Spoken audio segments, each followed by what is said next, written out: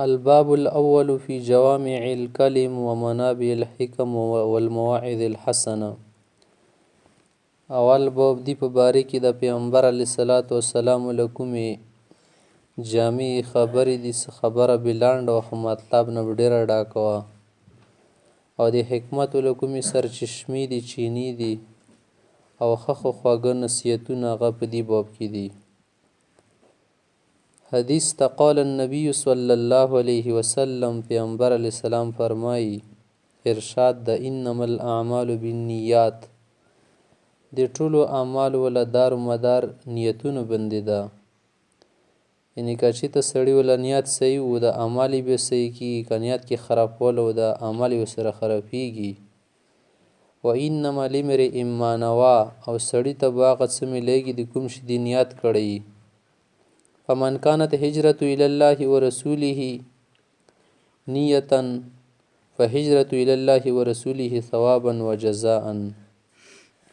که یو سړی د هغه الله رسول طرف ته هجرت کړی ده، نیت یې ورکې صحیح و، نو دغه هجرت دی الله رسول دپاره وګرځېدلو، دې ثواب به میلویږي، اجر به ورته میلویږي، جزا به میلویږي.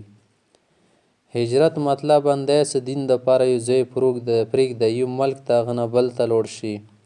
لکه څنګه پیغمبر علیه السلام مکې نه صحابه حضراتو مدینې ته هجرت کړی و. ومن كانت هجرته الى دنیا یصیبها، که به یو سړي وله هجرت دنیا دپاره و، نو کیدای شي دنیا ورته میلو شي، نه میلو شي د ځوان ته خبرې ورو به راسي. او امرأة یتزوجها، که به یو سړي دې دپاره هجرت کړی و یوې ښځې دپاره څه یې سره نکاح وکړي، په هجرته الی ما هاجر الیه، د دې وله هجرت باندې شي طرف ته شمرل شي.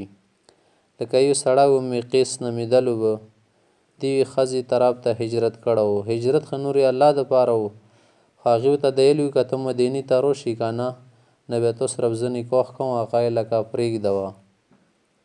نو هغه ټیم کې پیغمبر علیه السلام دا حدیث به ارشاد وفرمیلو، دې ته شان ورود نیل شي.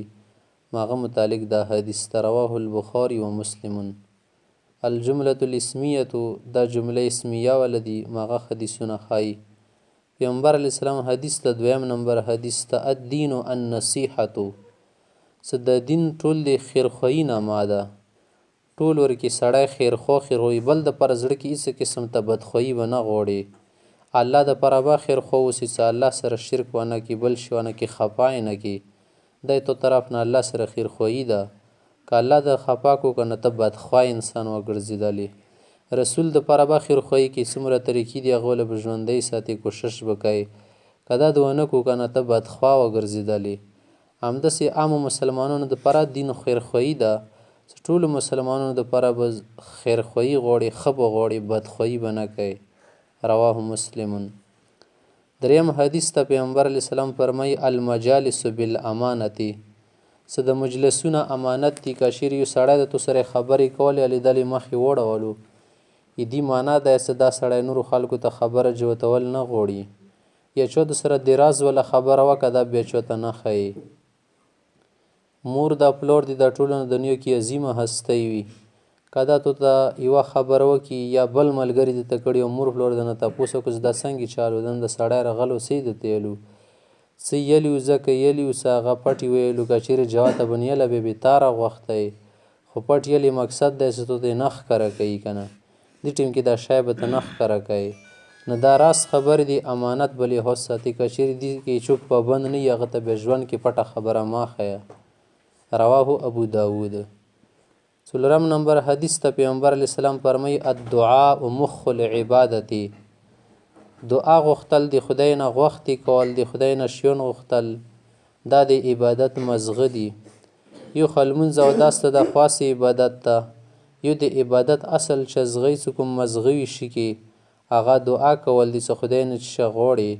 نو نفس دعا کوله عبادت دي، ځنه خالي سره عبادت دپاره ټیم رسره نشته. همدا عبادت ته که نه مول پسې روانې ځان سره دوا کولو سوچ تول ورکې نه دي ضروري. همداسې په خولې باندې دوا غواړي، دا په دوا کې رسي، عبادت شولو. همدا شی ته چې تکلیف درته پېښ شو دوا وغوښتله، دا عبادت شولو.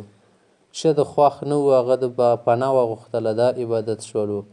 نو ډېر قسمه باندې دا سړي دپاره عبادت ګرځي. رواه الترمذي.